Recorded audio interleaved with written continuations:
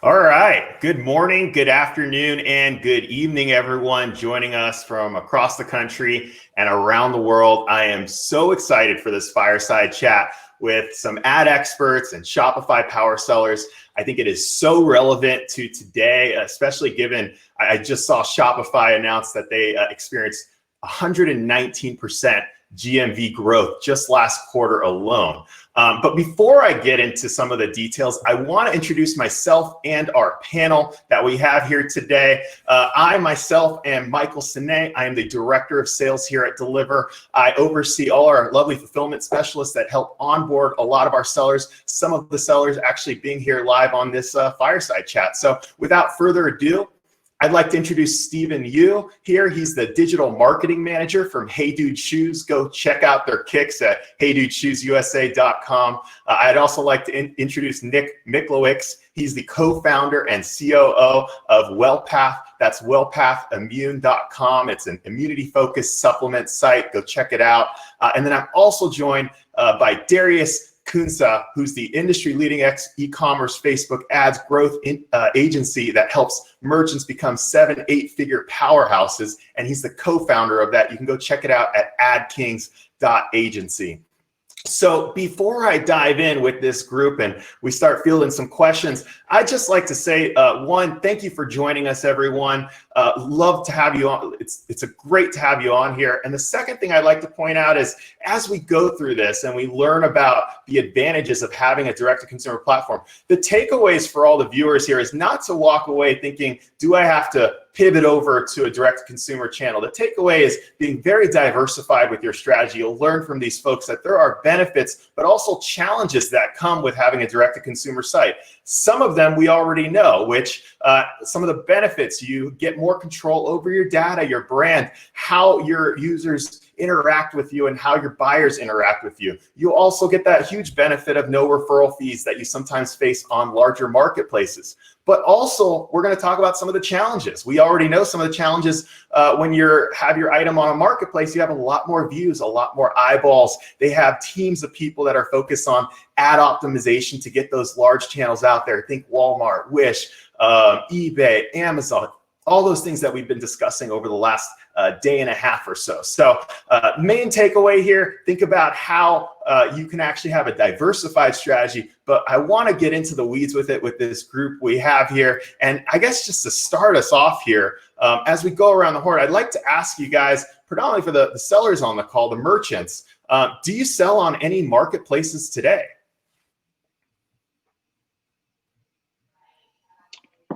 I can take that one to start. Michael, you got my last name right, so thank you for all that practice. Appreciate it.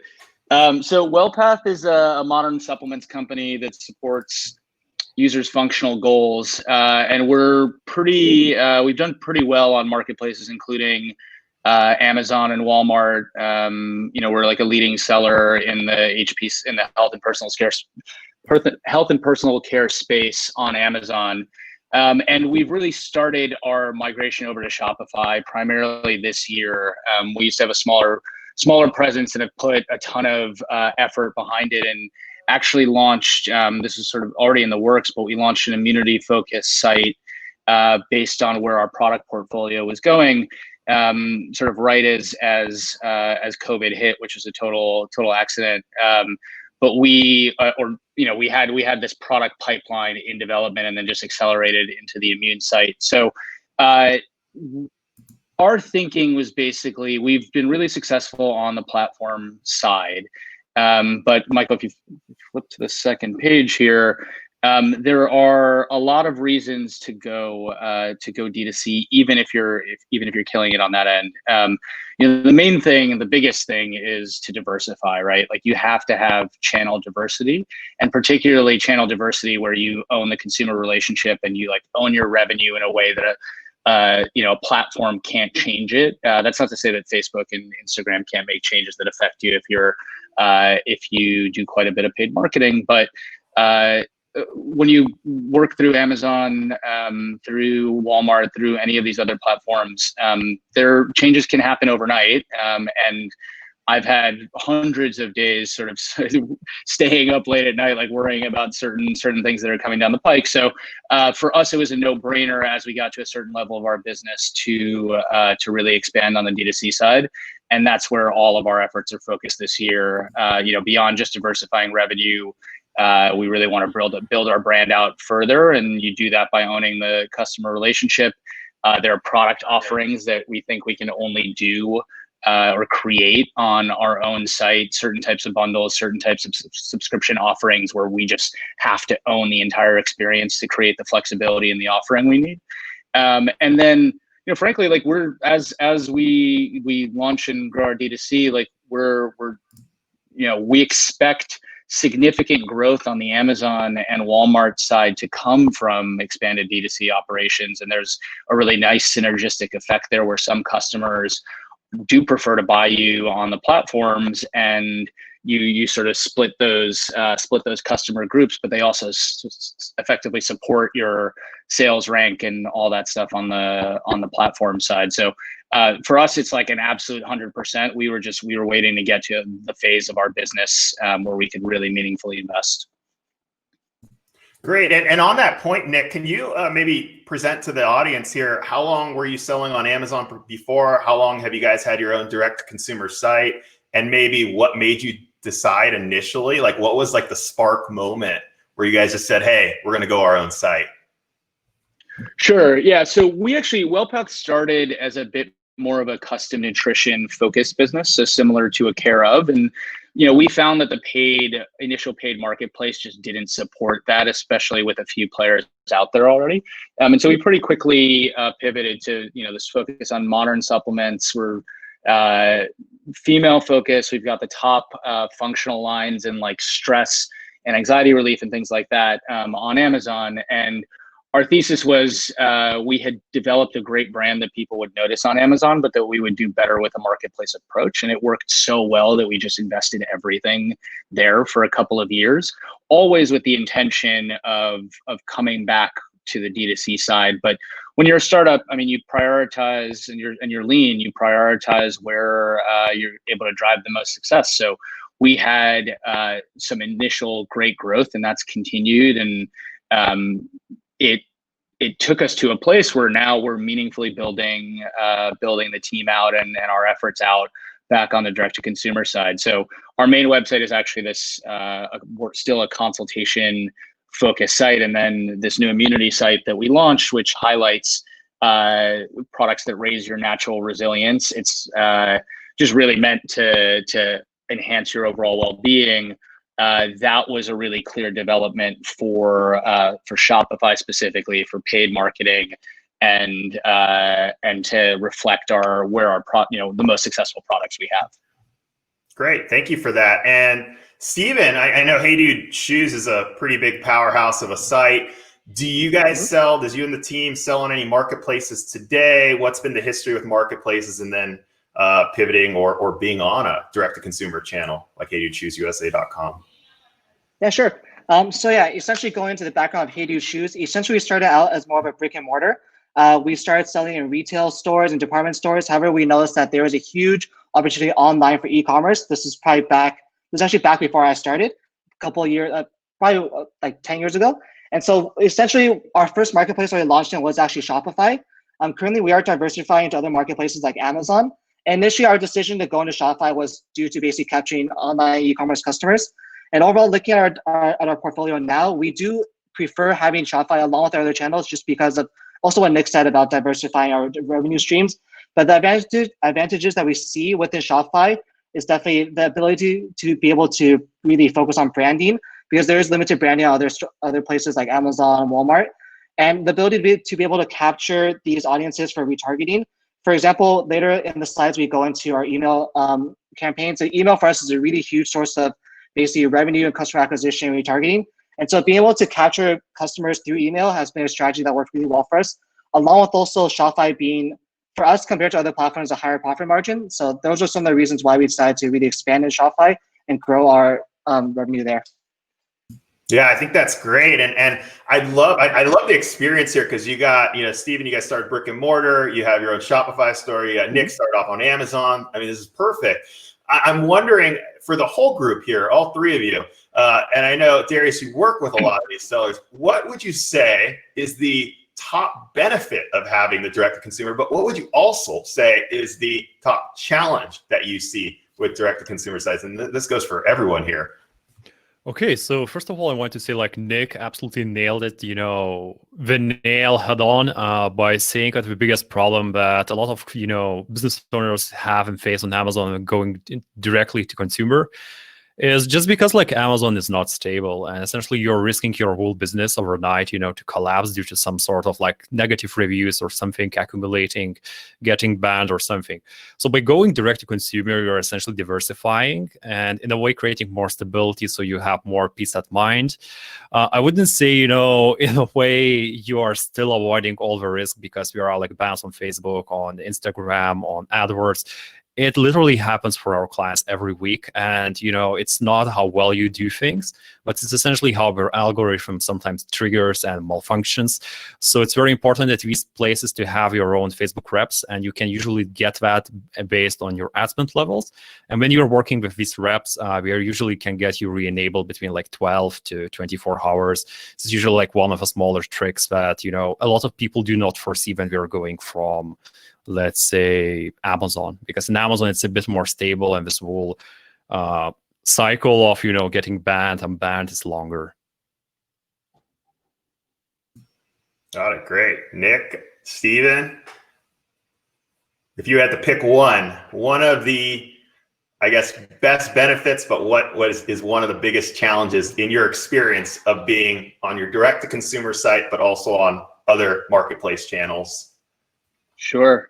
The word that comes to mind is moat.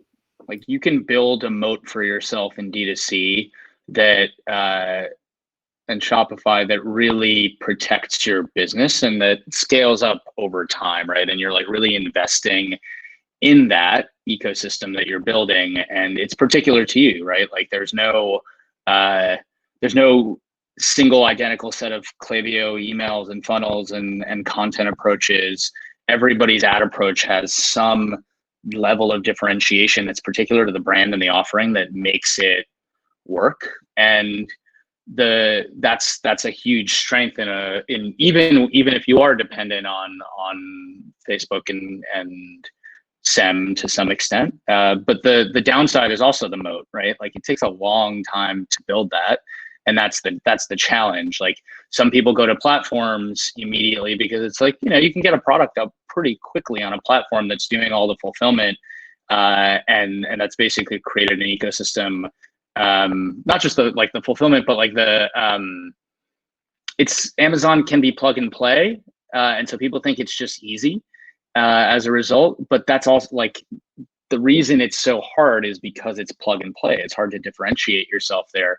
Whereas if you take the time to really build step by step from your paid acquisition to getting the funnels right on your site, to your retargeting, to your Klaviyo emails, to like really branding the offering properly, like that's super, super defensible. It's a real investment. Yeah, Nick, I have a follow-up question on that. Given your experience of pivoting over from time of inception to say, hey, we're going to do our own site, to like time where you really felt like, oh, okay, this is moving, the moat is starting to fill with water. What would you say? We have a lot of merchants on the call that are probably really interested in getting that started. Yeah. Yeah, I mean, we're still really early days, right? And then Michael, we chatted about that as we were prepping for this. We're like really early days. We're making a transition to what we think is the exact right type of paid funnel after quite a bit of iterating on it right now. But there are different phases, right? So I'm actually going to quote a couple of friends in the e-commerce community who, not by name, but like they've specifically said that the $5 and $10 million marks are, if you're going all at it, 100%, and you've got a robust platform business elsewhere, you can hope to get to 5 within a year if you've really got like a tightened product offering elsewhere. If you're just starting from scratch and not on platform, I think that's a different story. But our expectation is that, we want to be in the 8 figures within 1 year. And that's ambitious, but that's our goal. Got it. And you bring up great points, which we're going to talk about in a bit and go through some ads and acquisition. I already see some questions coming in about advice on bringing customers to Shopify. So we're going to get to that in just a second.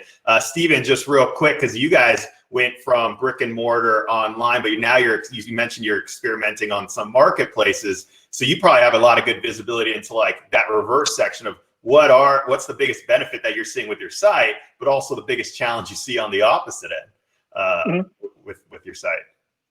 Yeah, no, I think for us, one of the biggest benefits of the transition onto our site was that it benefits both our wholesale business and our online website, because especially the brick and mortar, as we expand there, we get a lot more visibility into our brand. And then as we run ads, we also bring more visibility to our shoes within our wholesale business too. In terms of comparing our actual site to our other channels, I think definitely one of the strengths is definitely the customizability and the ability to really change up how we do our website. We're always constantly changing our content, our graphics, our layout, the different apps we have installed, it's just, there's so much customizability that we can play around with to really try to optimize our site compared to something like Amazon, in which it's a lot more cookie cutter. But then that also comes along with, that benefit is also a challenge in terms of how much work it costs. Someone do what Nick said, yeah, like with Amazon, it's like super simple to just upload something and you don't have to, there's a few settings you need to change compared to with our site. There's a lot more we can customize, but it also requires us to have a lot bigger team and a lot more resources and time invested to make it something great compared to Amazon, where it's already something that's built, it's proven to be working. And so that's also obviously one of the challenges. Great, guys. One quick question actually from the audience. People ask, how big are your current teams right now? So I guess for Steven or Nick, like how large are your teams right now, folks? I mean, for us, we're constantly, right now we're in like a huge growing phase. So I would say it's hard to capture everyone, but probably 100 plus at this point. Great, Nick. We're early, so 9. Hey, that's great. You got to start somewhere. Yeah. And I think it's great to have that wide variety of experience. I'm going to move on to acquisition here in a sec, but before I do, I know we were talking about, I think Nick mentioned about the moat, and we were talking a little bit about ads. We're going to dive into it. Art just spoke on the last session about product category relativity and categories that do well. And these are categories, I think he even mentioned skincare, personal care does really well in Shopify. So these are some of the categories we're seeing on Deliver, where we're seeing a lot of volume come through. Having said that, as we go through this acquisition phase, I mean, I come from an ad background of 9 years, and I've realized that this world in the last decade has made it so any person with their own version of shaving cream or sunscreen or whatever it is can get it out to the masses with the tools that Facebook and Instagram, how dynamic those tools are, which we're going to talk about here in a sec. So I think it's a great pivot to customer acquisition. And I'd like to ask you guys, what techniques do you use to acquire customers? We could start with the merchants, and I know, Darius, you got some take on this as well. Steven, you want to give us a tidbit into what techniques you guys use? Sure, yeah. One of the biggest channels and techniques we use is definitely advertising. So we definitely invest heavily into Google and Facebook advertising. And for us, yeah, we definitely find it to be really effective along with email marketing.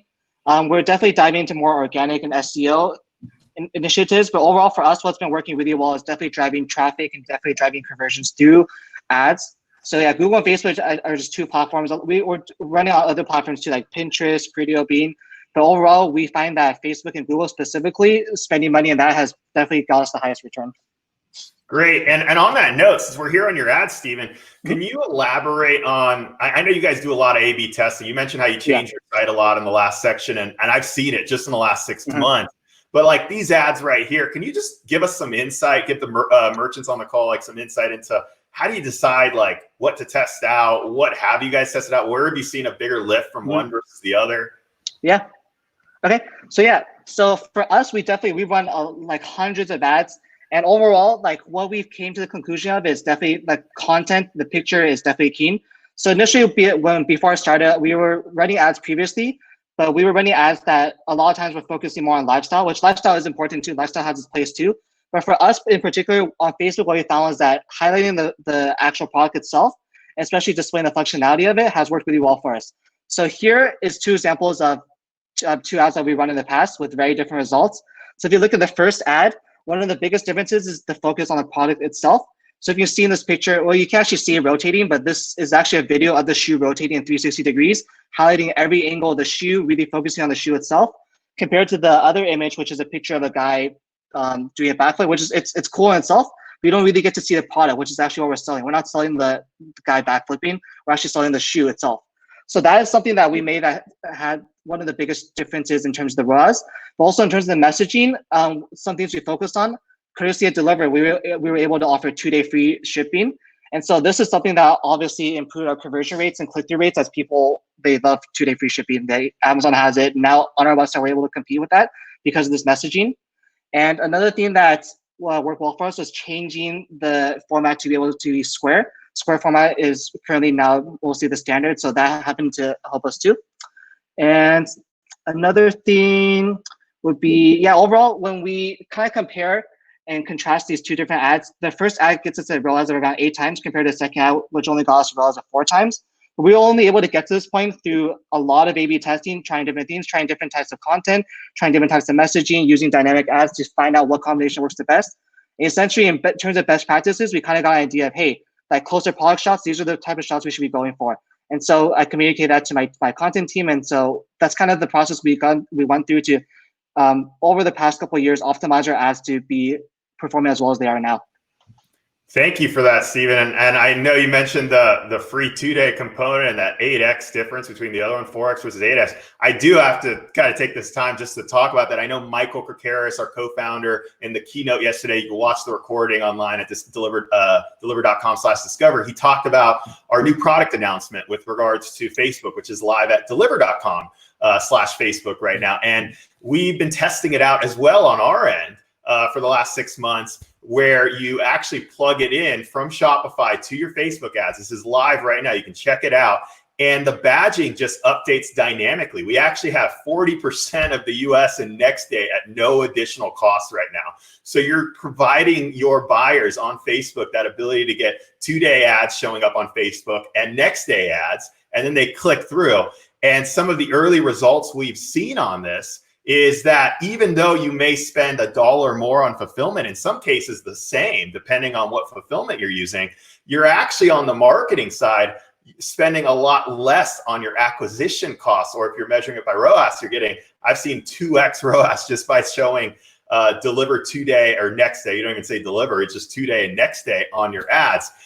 So this is a great thing right now. You see these graphs down here for an item where you can lower that marketing spend or spend the same. What we've seen with a lot of our sellers is they actually spend the same, whether it's $5,000 a day or $500 a day or $10,000 a day, whatever that money is, you're getting more purchases for spending the same amount, and you're already going to have to fulfill anyway. So why not lower that ad spend or actually increase the effectiveness of that ad spend? On that note, though, I'm going to take it back to Stephen real quick because, you know, I remember actually working with you guys with some of our fulfillment specialists back in November, December, January. You guys didn't offer free shipping, I believe. I forget if it was you were offering free shipping or paid standard. For some of the merchants on the call, can you elaborate in that idea of shifting for that? And I know I'm putting the focus on delivery here, but I think it's an important one given that a lot of the merchants on the call are trying to start their own site that competes with Amazon. And in a sense, you're competing against faster shipping speeds, right? So can you elaborate on that shift? What made you guys decide to make that focus and shift there? I mean, yeah, no, definitely. So, I mean, just thinking as a consumer, like, would I rather buy the same product at the same price from a website or get it from Amazon for 2-day free shipping? Obviously, I would choose the 2-day free shipping. So, because we are trying to do both platforms, but essentially we did have a higher profit margin on our website. So we did want to drive more conversions to our website. And so essentially that's the reason we decided to do 2-day free shipping to compete with our Amazon sales. And just taking a look at how it actually impacted our sales, because previously, we were completely non-2-day free shipping. Then we came across Deliver. Our initial reason for moving to Deliver was just for more logistics purposes. However, exploring more the benefit of the 2-day free shipping on our ads, on our conversion rate, it seemed like it was something that would be really awesome to test. And when we ran that test, we did notice that, we are paying more for fulfillment fees in general. But like Michael said, we are saving a lot in terms of our cost per acquisition on Facebook. And so when you do the math, it totally evens out to us getting more customers at the same budget while being able to offer better customer experience through 2-day free shipping. So all in all, for us, it was a win-win. And that's why we decided, hey, let's just move everything to 2-day free shipping. Great. Thank you for that and the run through of the ads here. I'd like to go to Nick here. What techniques are you guys using at wellpathimmunity.com to acquire purchases and buyers and customers? Sure. Yeah. So, I mean, Michael, as I said, we're early, but we've got one particular challenge that we're trying to solve, which is, I think, provide some insight to this slide we showed about what categories perform well. Our price points are like relatively, in the $15 to $25 range per product, right? That's sort of the nature of our particular niche. And to get that right from a direct-to-consumer perspective, you have to be creative to get your average order values, your AOVs up. And so what we're doing and experimenting with is how to bundle and how to push people directly into subscription using both pricing and unique product combinations that aren't available elsewhere, and also upsells at the back of our checkout. So we actually use Cart Hook to finish our checkout with an upsell offer at the end that has like a 25 to 30% take rate. That's great and gets our AOVs up.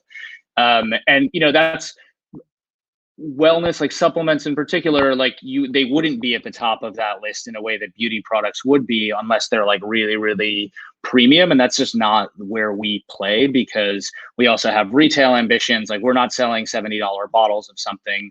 We're selling, things that an Amazon consumer wouldn't blink twice about purchasing. And so we have to respect the map side and keep pricing similar between the two. But then we also have to offer something that's really different and compelling. So obviously, like having, I completely agree with everything Steven said and you guys shared about the shipping side. Like, you have to have 2-day or at worst, be able to deliver in three days. For somebody to pick you over Amazon if they can, or Walmart if they can buy you on those platforms. But on top of that, like we're working hard at making a distinction and have a lot of bundling plans to expand on. A friend of mine whose site in our space I love, Mary Ruth Organics.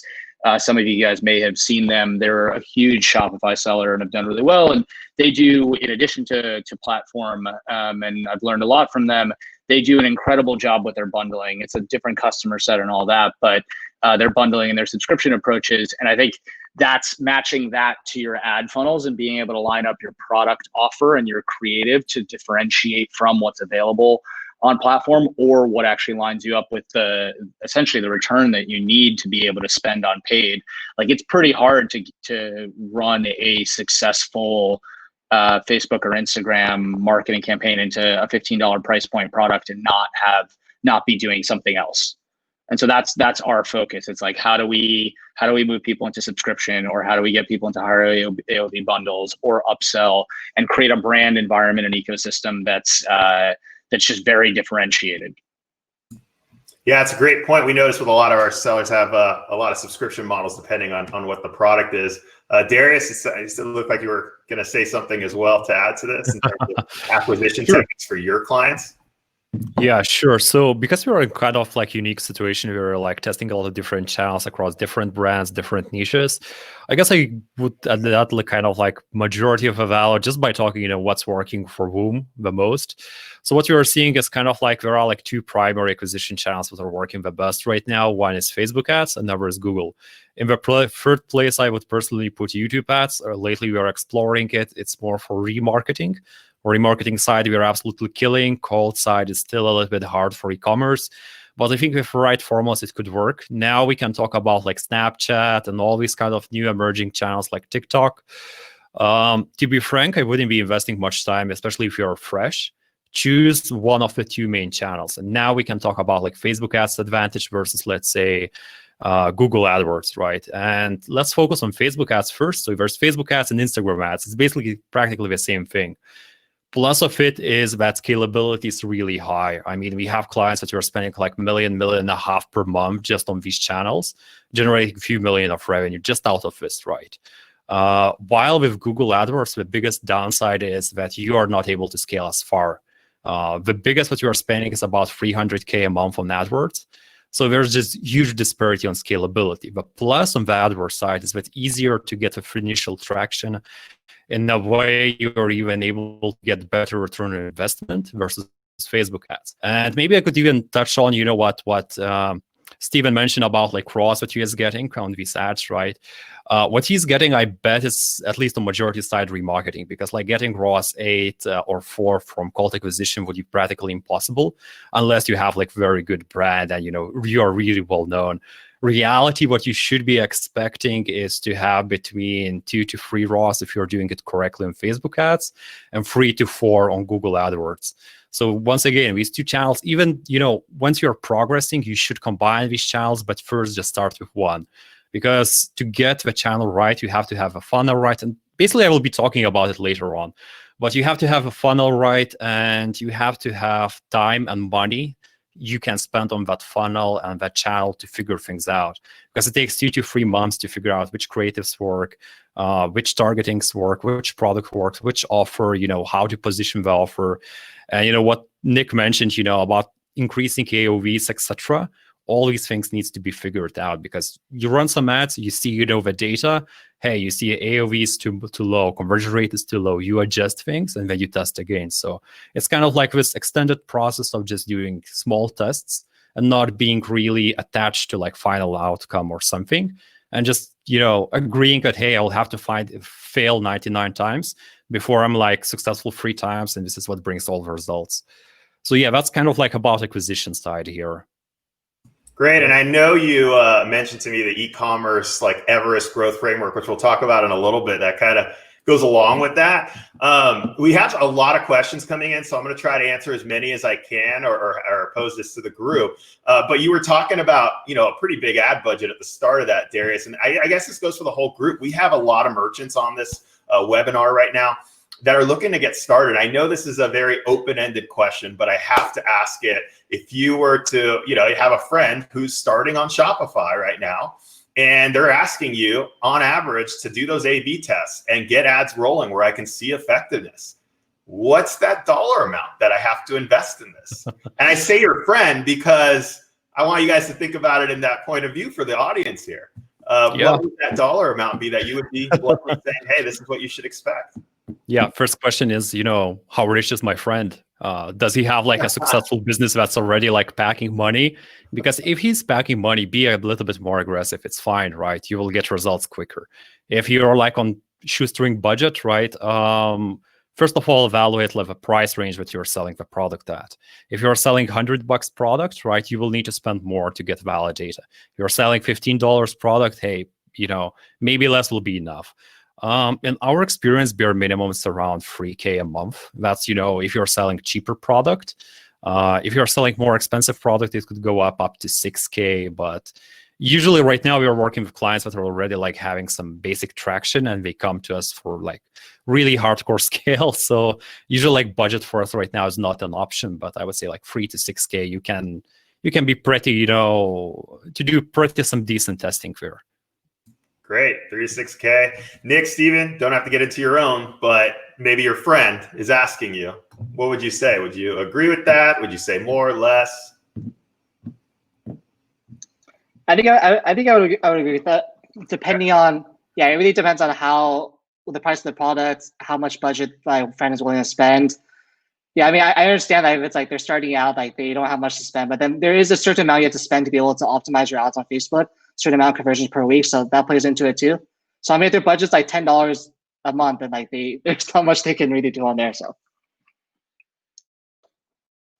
yeah, I think Darius and Steven hit the nail on the head. It's business dependent, both in your ability to spend and also the type of product.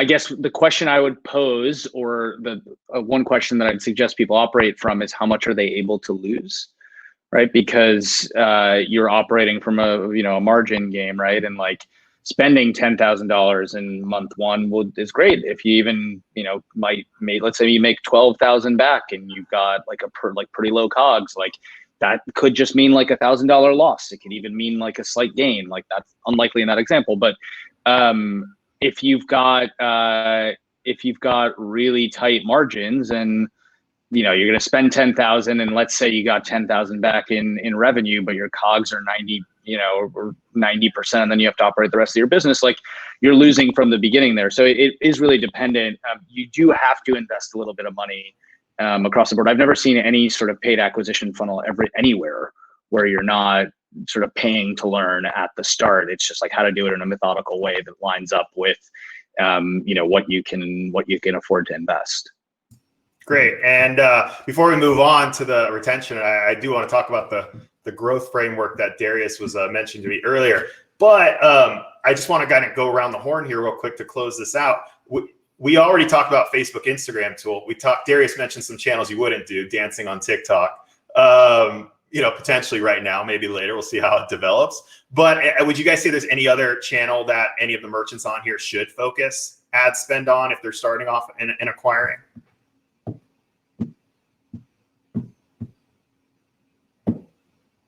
Something I'd suggest looking at if you're the type of business that has a lot of influencer content naturally coming in, or you've got like a small influencer program, is dark posting.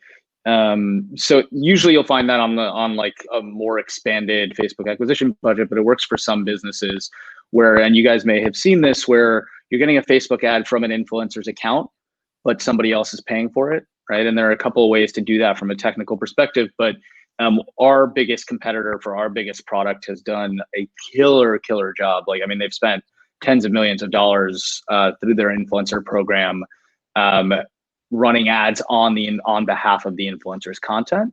And that doesn't work for some products, but for some products, like hearing from the people using the product is the exact thing that's going to convince you. So it's not a different channel, but it's like a specific sliver that I find pretty interesting. Yeah, like very good point. And the strategy actually works really well. We are playing with it and seeing some crazy results, usually like 20 to 30%, sometimes even increase, versus you would be running ads from your side, just because it basically creates trust because somebody else is talking about your product, not you. What I would say, out of these more exotic channels, where there's like, usually if you're running like Google Ads, right, very easy entry is into Bing Ads. Sometimes you can copy over the campaigns and just get, like additional 10, 20% ad spend, getting sometimes even higher ROAS versus Google Ads. Yeah, I was actually going to mention Bean. That's something that we did exactly what Darius mentioned. We basically just copied all of our campaigns. There's like easy like one-click button, everything from Google moved over to Bean. And we spent a lot of this budget on there, but we were getting a big ROAS because that audience it's a different audience. It's an older audience, that's for sure. But it's a small audience, but then there's definitely opportunity there that we're not reaching on Google. So spend a little budget on there, and we got a great ROAS off of that too. Great. Yeah, in addition, Michael, there's one more channel came to mind, and I mentioned it on one of my slides later.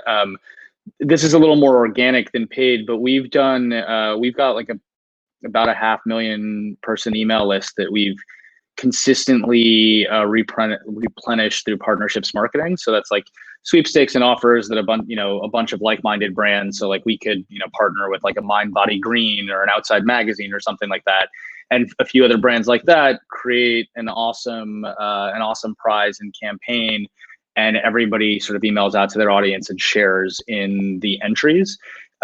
It's other than the SaaS platforms that you might need to do it, it's actually like relatively low cost. You do need somebody working on this and sort of generating deals all the time. And so you need a little bit of an email list to start with. But the platform we use, which we know pretty well, is called Dojo Mojo. And those guys, they have like 5,000 to 7,000 brands on the platform. And you can basically go out and you find brands that are in your space or have a similar size email list, and you try to do a deal with them. And it's the way that email, like I ran an email startup years ago, and it's just the way that email has grown on the web for the most part, especially for companies with a little bit of a media component or a content marketing component. So I'd recommend checking that one out. That's a channel where you don't really need to pay to play other than sort of the SaaS side, and it's low cost on that front. And it's really about the hustle and aligning things the right way. But we've been able to really successfully keep our email list strong that way. Great. And I'm glad you bring that up. We're actually going to pivot to that point about customer retention with emails in a little bit. But to close this out, I wanted to go ahead and actually, Darius was mentioning to me about the e-commerce growth framework he sees with a lot of the merchants they support. They support a lot of 8-9-figure merchants. And so, Darius, why don't you kind of elaborate? You've seen a lot of that growth that both Steve and Nick have mentioned, and some of those steps. You want to discuss a little bit about what this slide entails? Yeah, so I mean, as an agency, in a way, we were like, I guess half a year back, we were at like very interesting points where we successfully grew quite a bit of stores, from 6-7 figures into these 7-8 figures, giants that are really like taking over the industry. But the thing is, it was very hard to consistently replicate it, and sometimes even teach the process and the mindset behind it. So I really like kind of like sit down and they thought, hey, what's the simple way we can put out all the steps, in very easy to understand way, what a typical business owner should do, when he starts a direct-to-consumer brand, right? And wants to move it over to like 8 figures. Because complexity is huge, ton of decisions, ton of multiple channels, etc. Different things you can do and focus your attention. So this is how we came up with Everest e-commerce growth framework. And actually why it's called Everest is because, once you're climbing in Everest, it's hard. But at the same time, it's not that you're climbing from 0 to the top in one go. Actually, there are like multiple camps along the way where you're like resting and changing tools. And with e-commerce growth, for example, when you're growing from 0 to 100K, one set of rules applies. And when you're going from 100K to 1 million a month, it's completely different problems you're facing. So where we are usually recommending people to start, invest in the good landing page or funnel. You can't have success without, right now, competition is huge. And if your funnel doesn't look attractive, doesn't convert, etc., you'll practically not have any success down the funnel, Facebook ads, or whatever you're doing later on. And this includes having like upsells and, things like Card Hook, one-click upsell. There are like different softwares that allows you to optimize your funnel. So this is kind of like good preparation, the start. Afterwards, what we recommend is just starting with one channel of acquisition. Do not go and start like Facebook ads, AdWords, etc., because each of the channels will take like a few months to figure out. It will require budget. And when you start to spread your attention budget too thin, especially if you're just starting, it gets very hard for you to be profitable and actually get any results. It's quite likely you will just burn through the budget and that's it. So after you kind of have these two things rolling, what you want to do is what we call changing tools and understand the lifetime value of a customer. This is the place where you're starting to add, omnichannel monetization approach, which basically is kind of remarketing through other channels. So what we usually like to do is that YouTube ads, AdWords, etc. And these in itself generate pretty good ROAS between like 4 to 8. And this helps to support the business. At the same time, we usually want to add up like additional things like email marketing, SMSs, chatbots, etc., just to bring up that lifetime value of a customer, basically make them reorder 2 or 3 or 4 times. One of the tricks here also is to create community about your brand. This is kind of like more, I guess, exotic things that are still underutilized. But I have seen some brands do an amazing job by creating like Facebook communities where they're driving all people who have purchased the product into the community, and some people who haven't purchased the product but is on the verge of buying. So what we are doing, basically, we are creating a lot of social content and a lot of credibility by people asking questions about the brand, sharing problems and people supporting these problems, sometimes doing live webinars, sometimes showing behind the scenes of, how the product is created, the brand owner speaking, and really creating human-to-human connection there. So that's next step. Afterwards, once you have this kind of like a core and well-working clockwork done, then you can play with all the other channels. Then even, like things like TikTok could work for you really well. Because even if you're like acquiring the first customer with a loss, right, you could really make this up, with all this LTV and all the retention, etc. And this is where, once you're going over 8-figure mark, this is where the game are. Usually it's not even that you're making profit with the first sale, you're making profit with consecutive sales. So that's kind of like, in short, a nutshell, simplified way. And we do have like internally very complicated way how we are explaining this, but this is just a simple way to go about it. Great, thank you. And I mean, this is great pivot to our next section, which is going to be on retention and landing pages. I'm seeing a lot of questions come in already from our audience about that. Before we do, I want to close this out. on a question in the polls tab right now. If you go to the polls tab, you can go ahead and submit your poll and enter for a chance to win the prize money. And what we're asking here, you have these 3 platforms that are traditional advertising platforms that are launching their own shops version: Instagram shops, Facebook shops, Google Shopping. And I'd love to know from the audience, which of these have the most potential? The thing about all of these is they're all designed to get the ad revenue essentially and drive it to your Shopify store. So it's not like your traditional marketplace channel. And I'd love to hear from the audience. If you could take that poll right now and let's see what you guys come up with. And then I'll pose it to the team here. All right. Looks like we're getting quite a bit in here. All right. So let's pivot over. I'd love to hear from you guys. Which of these 3 channels do you think has the most potential?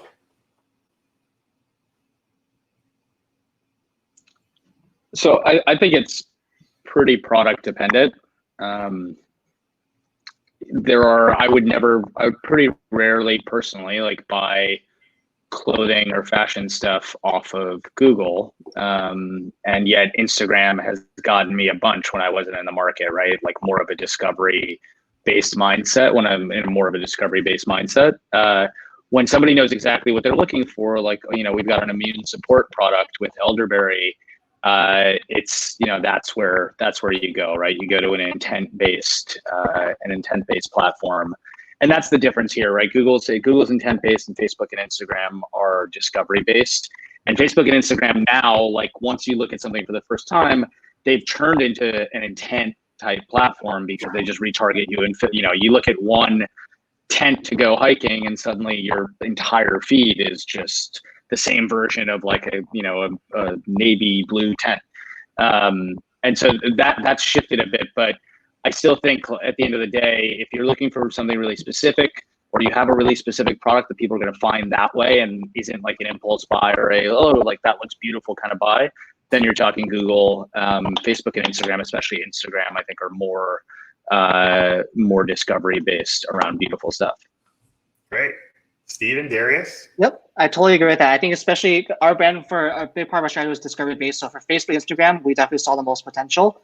And I think, basically depending on the product and search intent, when we Google discovery based impulse purchases, Facebook, Instagram, I think that definitely captures it pretty well. Great. Darius? Yeah.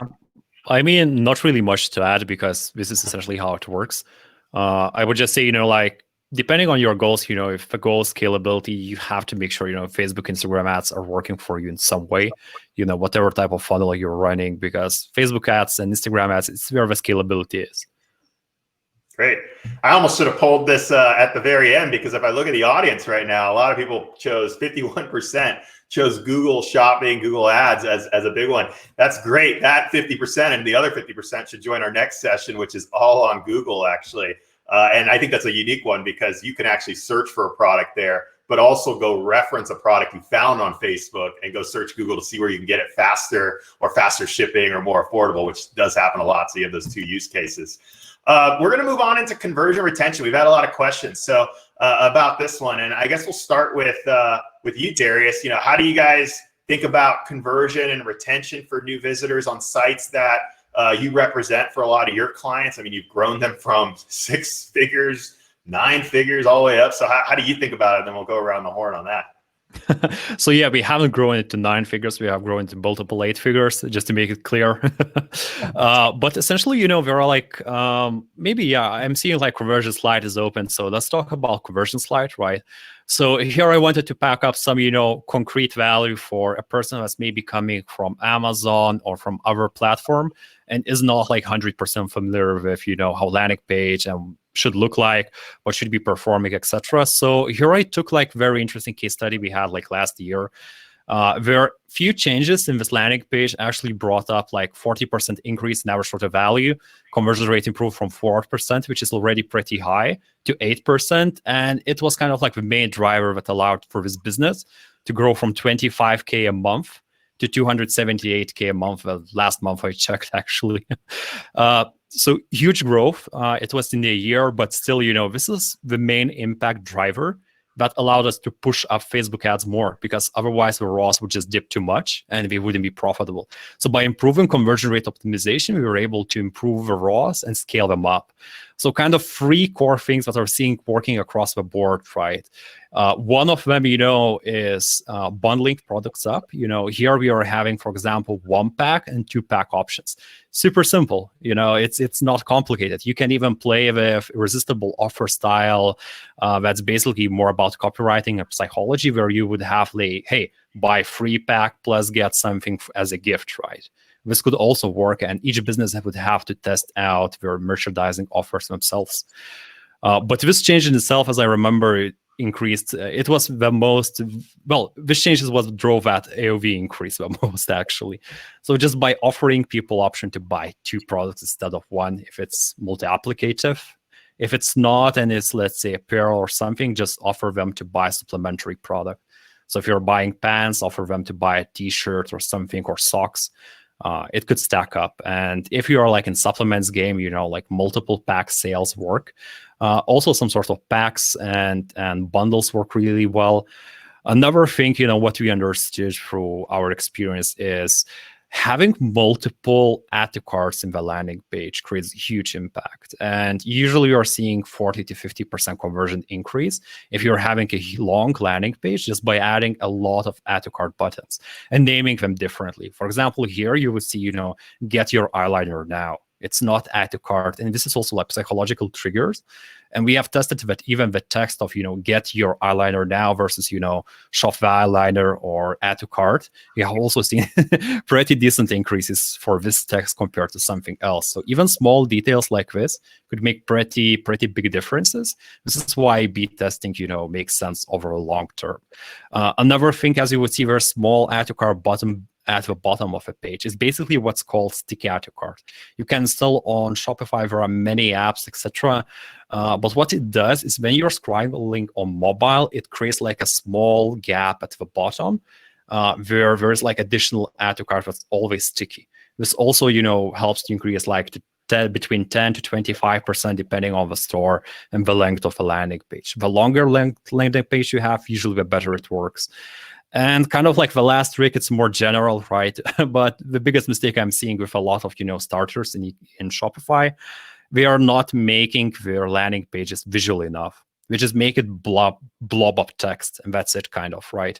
You have to create images, and images should illustrate USPs and tell the story. Because right now, basically, humans are used to being constantly bombarded with new messages, and their brains stimulated by dopamine, something new. And if there's like a huge text, nobody's really reading it. So you have to vary, and even the images should be different. And sometimes even the GIF images also is another like great thing that we have recently found to work really well.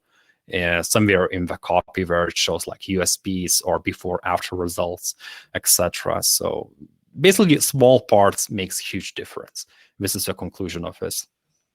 Great. And, it's interesting because I know Steven was talking earlier about how they tested different landing pages. And you just talked about right now about the subscription thing, which I think is great. We have a lot of sellers who do amazing stuff with the subscription stuff, like Recharge on Shopify.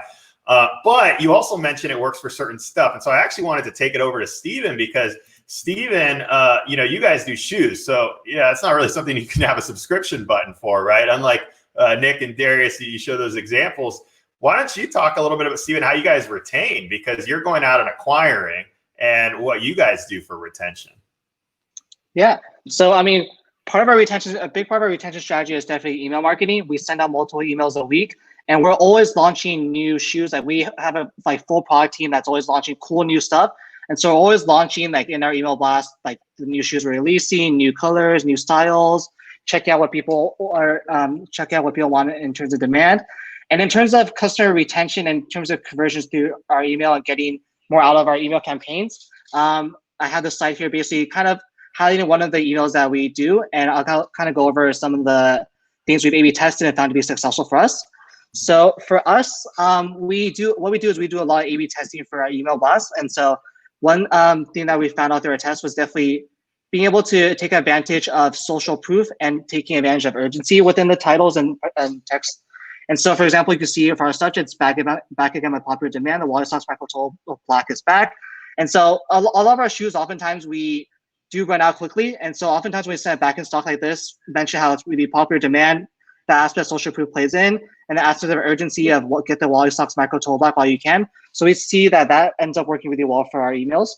And another thing that we implemented was emojis. We found out that emojis overall just work really well as in subject lines, just because emails tend to get lost in your inbox. Like you have like hundreds of spam emails from different companies, and the ones with the emojis for us, we found out that it definitely has a higher open rate. And in terms of the actual getting the customer actually to the site and getting them to click through, we found that really clear, awesome pictures highlighting the shoes. Like we have a great graphic designer who creates every email is basically some kind of unique design, like highlighting the shoe in some way. Like sometimes, like one time you put the shoes into an ice cube. I think those are like Wally Socks Ice Gray. You literally put it into ice cube. So different creative things like that capture the customer's attention, make the shoe look really good, like in this picture, increase their click-through rate. And just a comprehensive email campaign and retargeting is what really drives customers back to our site, because not only do our customers getting these emails like a couple of times a week, but we have like comprehensive retargeting campaigns like throughout all of our channels. Like, yeah, you go to our website one time, you'll be seeing our brand on YouTube, on Facebook, on Google, on emails. You'll get it on your phone. You'll get it like everywhere. So retargeting strategy along with our email marketing is basically how we accomplish this. Yeah, great point on the emojis. I notice when I get 30 emails in the morning, I see the emoji up there. I know we're really short on time here, so I want to pivot to Nick to talk about how you guys go about thinking about retention and that stuff as well.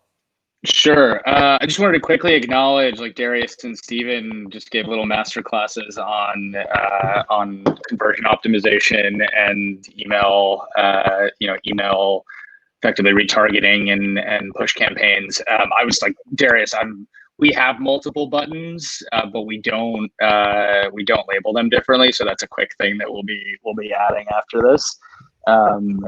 Yeah, good stuff there.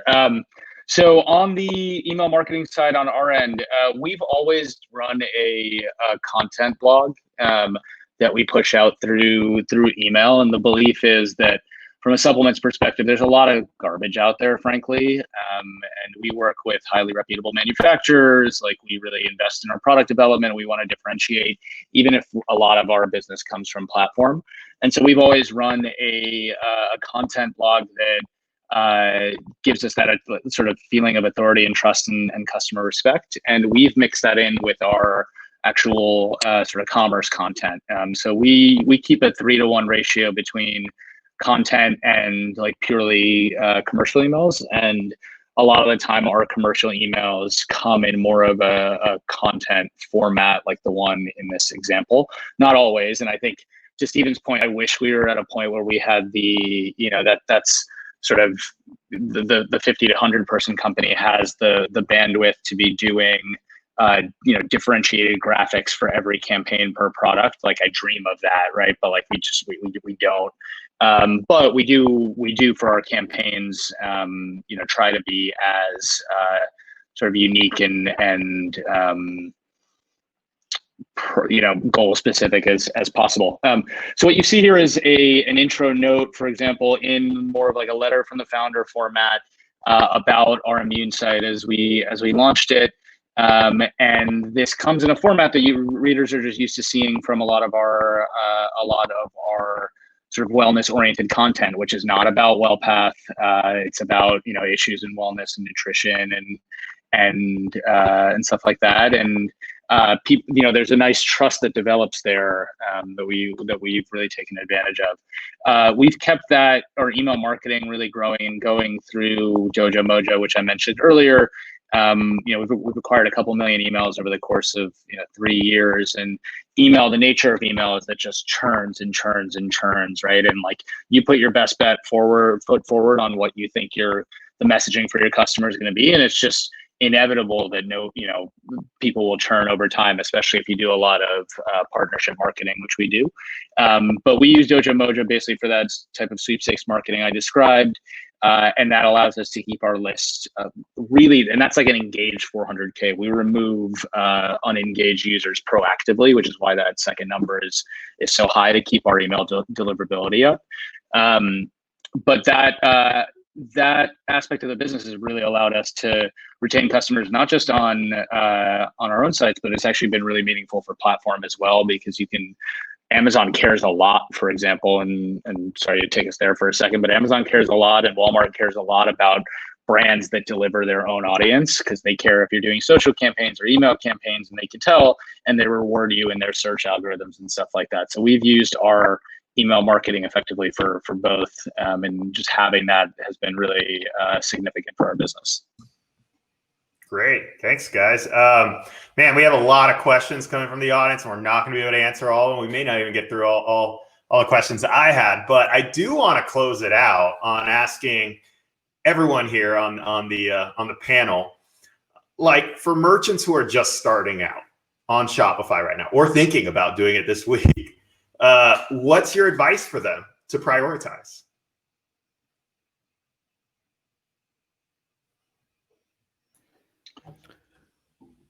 Yeah, Nick, go. Let's go. Yeah. Okay. Yeah, I mean, my advice for starting any effort is always do one thing well, and focus your resources. If you're starting off, odds are you're not 100-person company of Hey Dude size yet, and there's only so much you can afford to invest at first to make more. So do one thing well.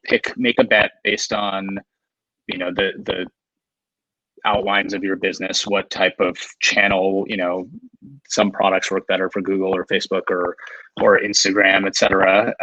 And, really invest thoroughly in that in terms of your time and the hypothesis you have to then invest more money in that sort of thing.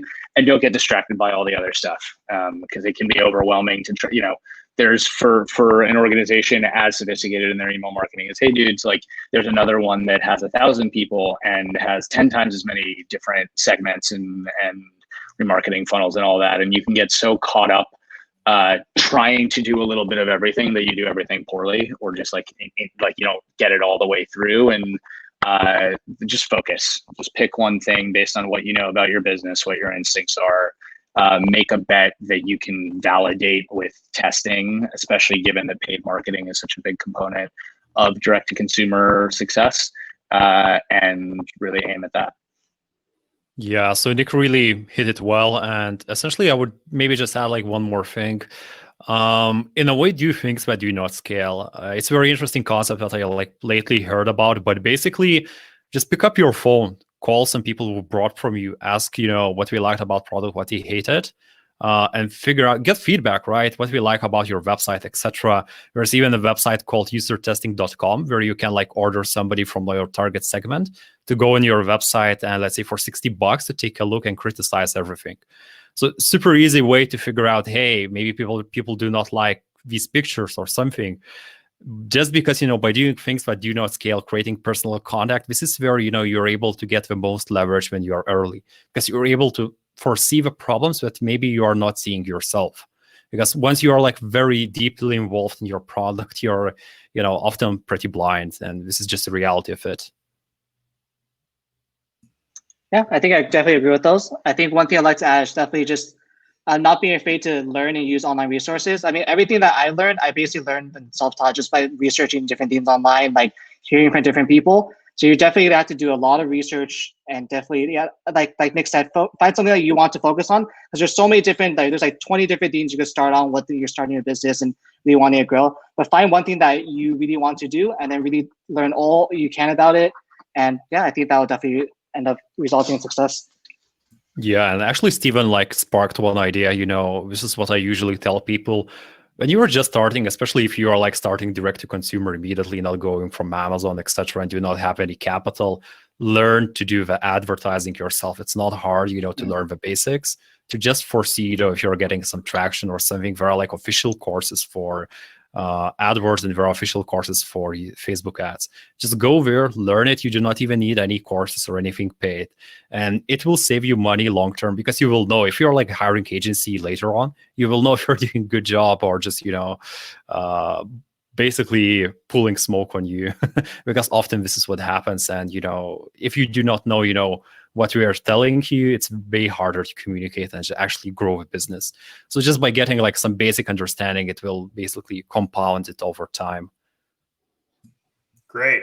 And we're going to try to answer some of these questions on the side after this is done. We'll type them in. But Darius, Stephen, Nick, thank you so much for attending this panel and providing your insight. Here are some resources for the group that you can go ahead and take a look at. In about 11 minutes from now, we're actually going to be starting our next session, which is on Google. For all those folks who voted Google, it's the most than everyone else. Go and check it out. We have Link from Channel Advisor along with Tim from Deliver talking about Google and Google Shopping and some of the benefits there. I'm Michael Sinay, Director of Sales here at Deliver. Really appreciate you taking the time to listen to us, and thank you, and have a great rest of your day. Bye. Michael, can I end with a plug? Oh yeah, go. Wellpath is part of a studio that I'm an investor, or not an investor, a partner in. And we're launching our second brand in the pet space next month, and then our third brand at the end of the year. We're looking for a GM for our third brand that has strong growth marketing experience. So if there's anybody on here that has a really good marketing background, and there's also a role on the pet supplements company side. So would love to chat with anyone who fits the profile. Great plug there. There you go. You had it there. Thanks, guys. Have a great rest of your day. Thanks, Michael. All right, bye.